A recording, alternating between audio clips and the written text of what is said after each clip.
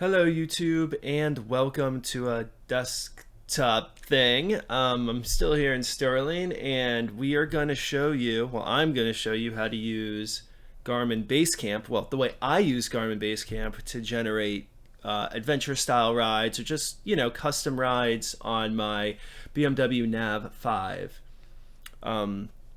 This should work for other types of Garmin GPS units as well.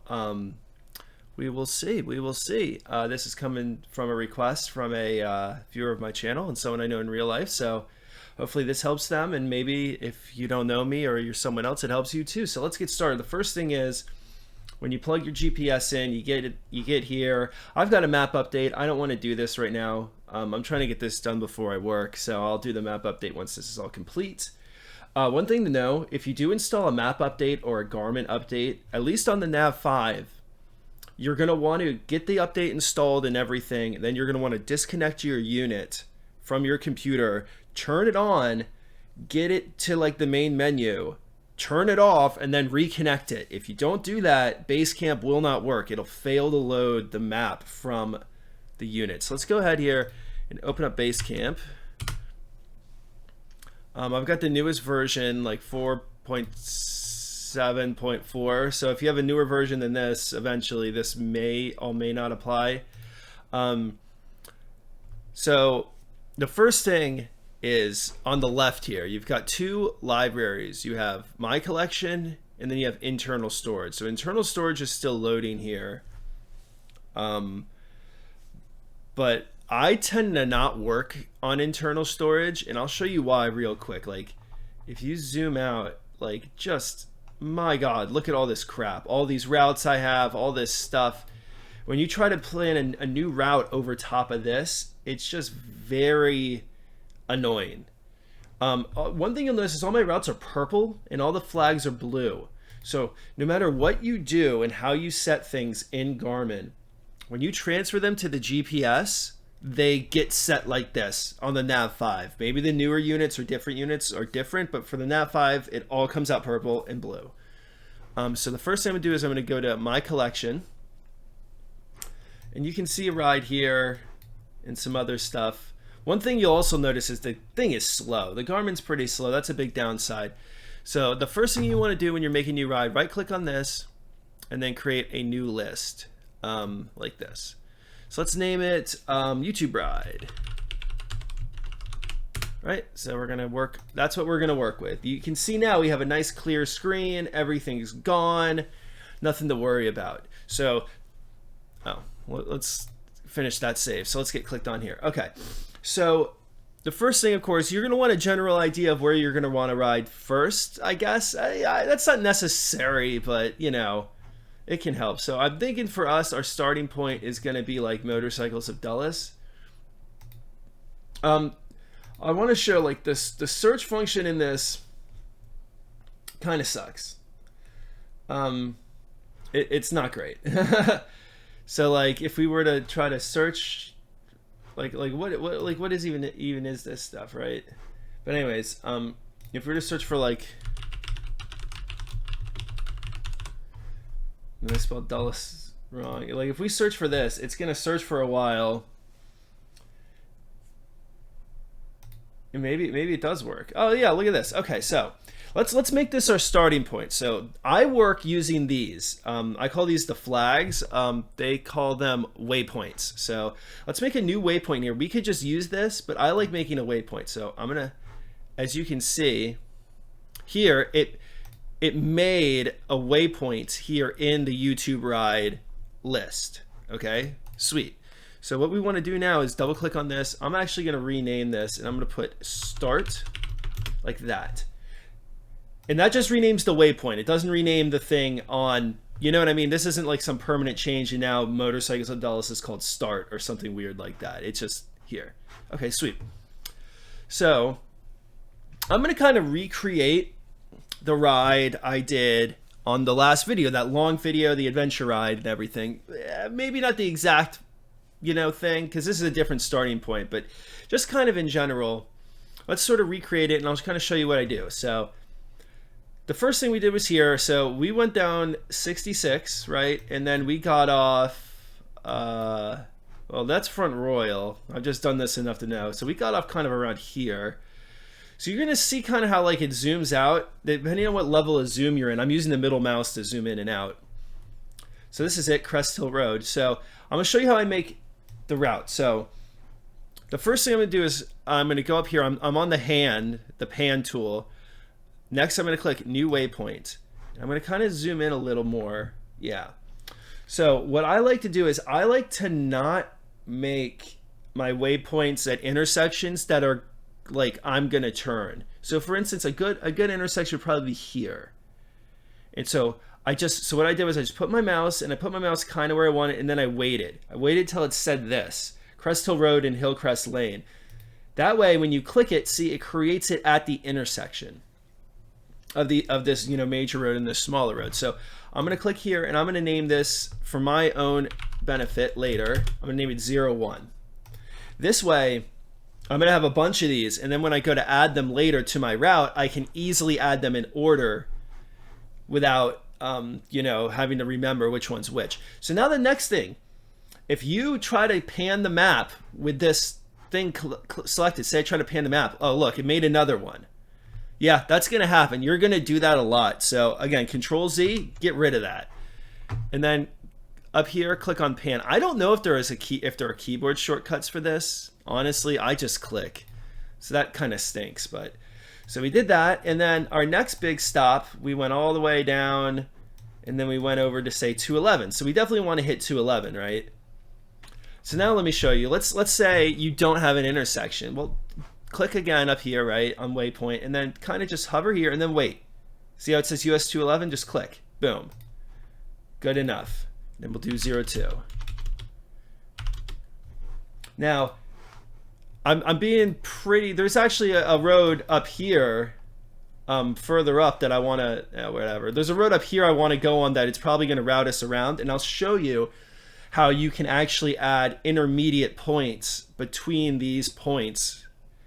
And then I also show you how eventually we're going to use this, the new route button. We're going to use the new route button once we've set our waypoints. This is the general kind of outline of the route, and that will help the new route tool give us the route we want. Basically, how this is going to work is the new route tool will do turn-by-turn directions between these waypoints. So you know what I mean? It'll turn by turn you to here from where you're starting, and then it'll go to here, and then it'll go to here. And then you can also, if this is not specific enough, say you set all these points and then the route doesn't look exactly the way you want, you can also add other points called via points or via points, whatever, in between these.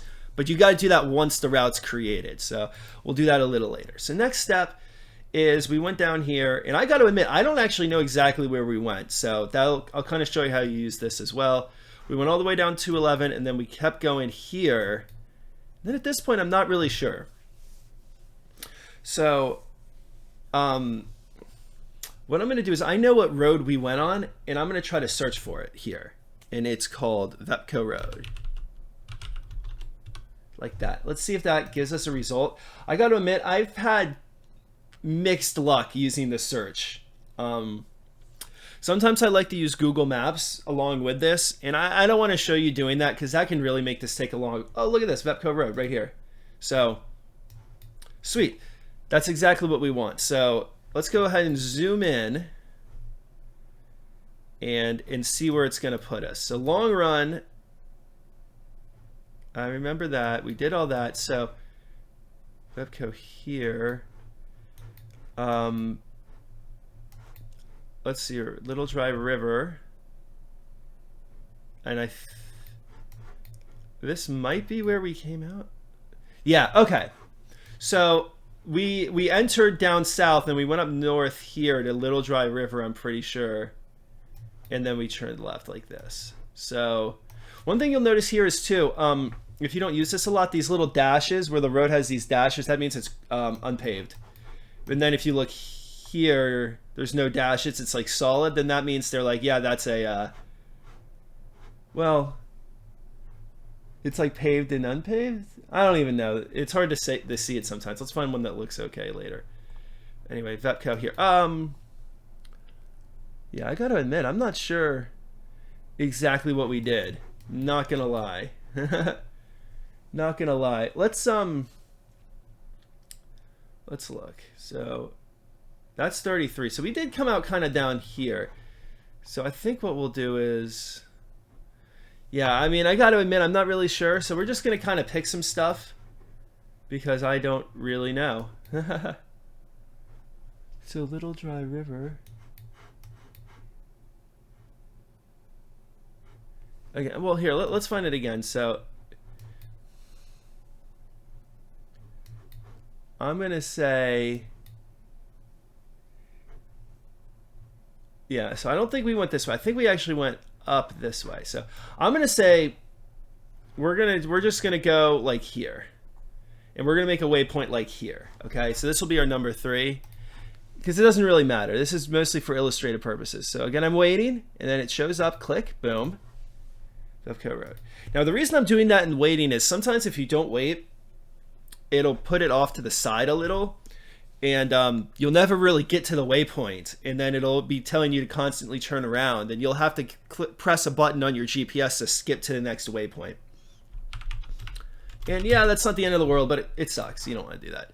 Okay, so that's number 3. So we'll go there, and then the next point, we'll come at that from the south, and then we'll go there, and then we're going to go up here to Little Dry River Road, right? And then we're going to go down here to Long Run Road, because I'm pretty sure this is where we went.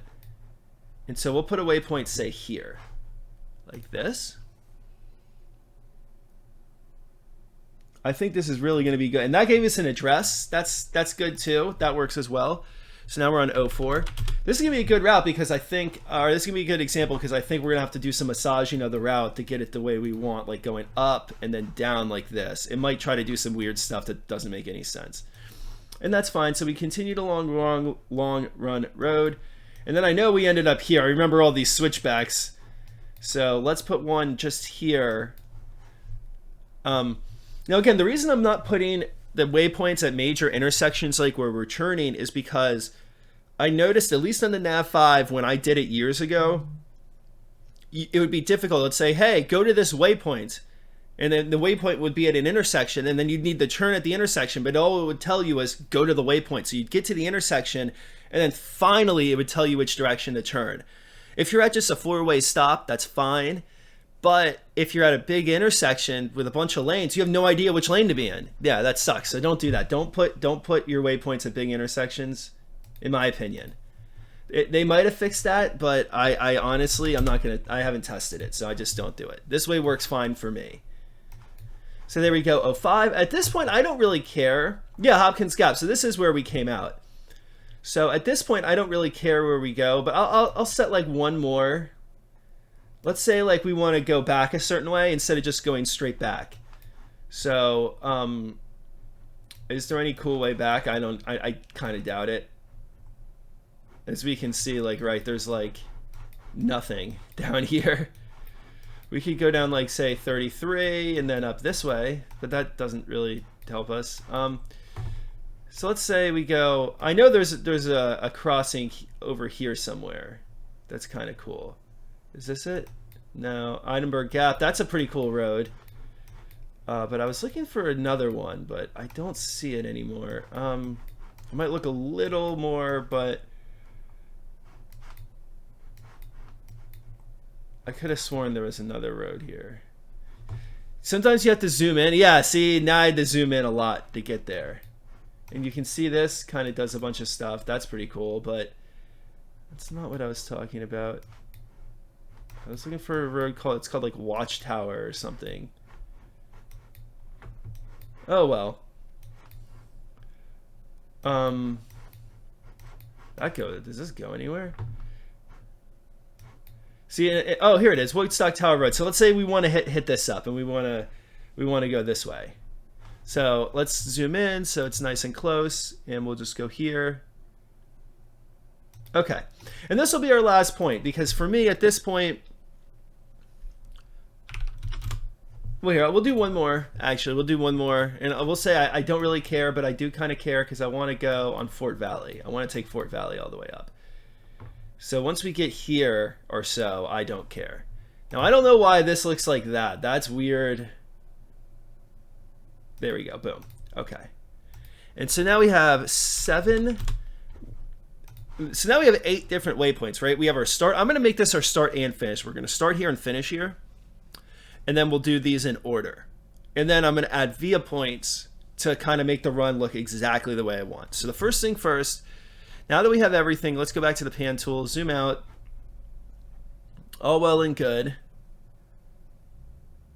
You can see how slow it is, like zooming out. It's just ridiculous. Anyway, so the first thing I'm going to do is I'm just going to go like this. I'm going to drag the start point here, and then we know we're going to finish here. So that's kind of funny, right? We're going to the same thing. We're going to make this motorcycling. It really, I would say driving, motorcycling are fine, because we're going to end up changing the settings later, and I'll show you why we do that in later.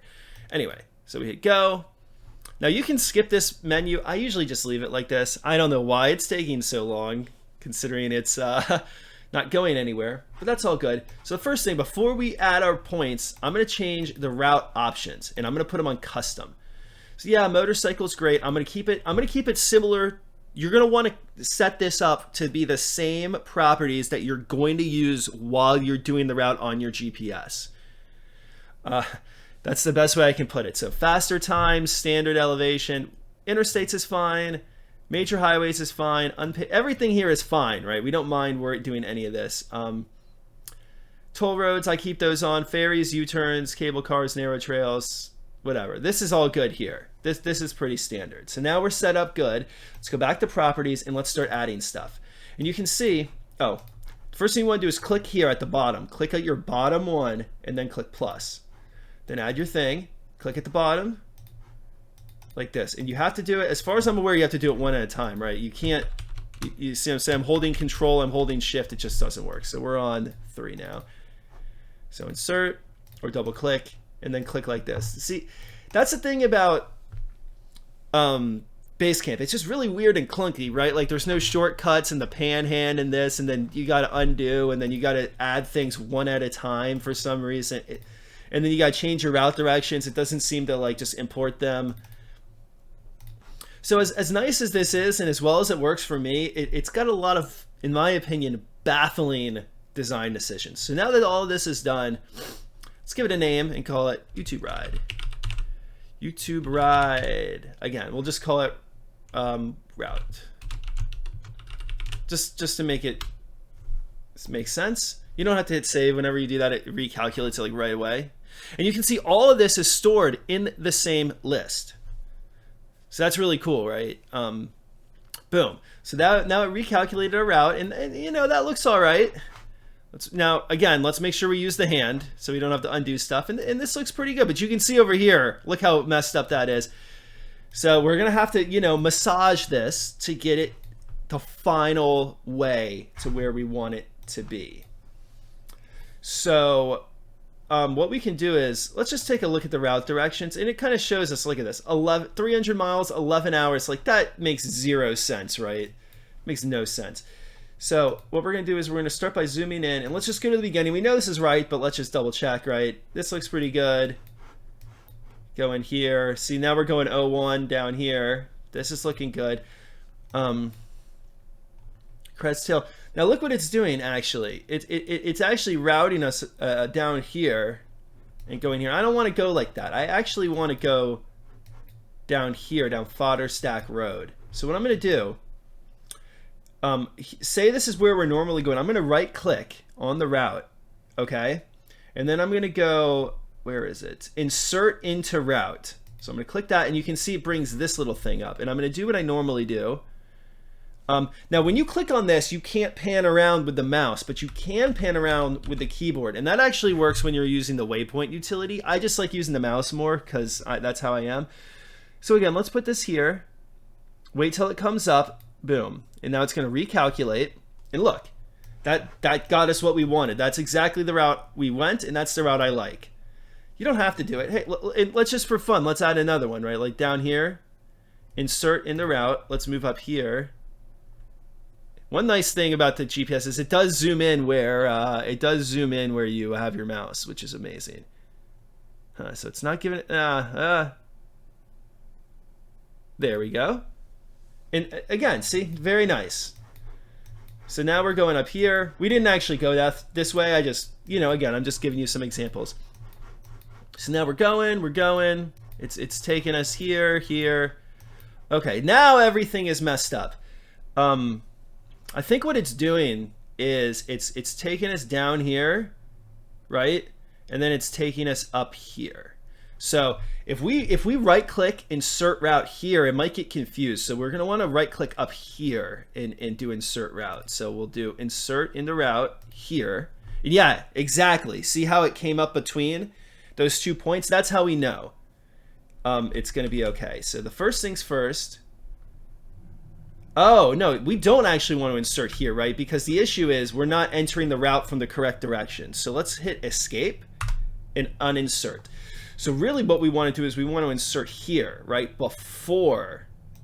Yeah, see, before we get there. So now where do we want to now we have to kind of figure out where we want to go. Up here, maybe?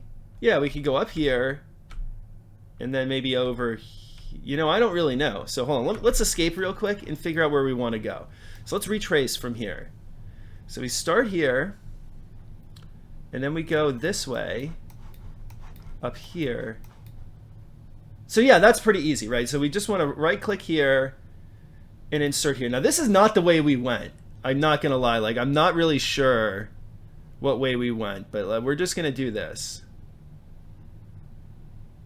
Gully Ridge Road. Now let's see what happens.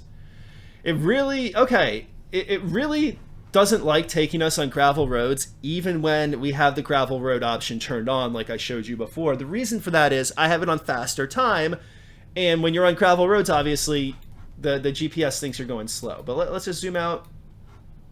Yeah, this looks pretty good, right? And so now it's doing all of, yeah, see, now it's going here, and instead of going way up there and down, and now it's going this way. And now it's going up Vepco. Okay. And now again, it's doing this thing, right?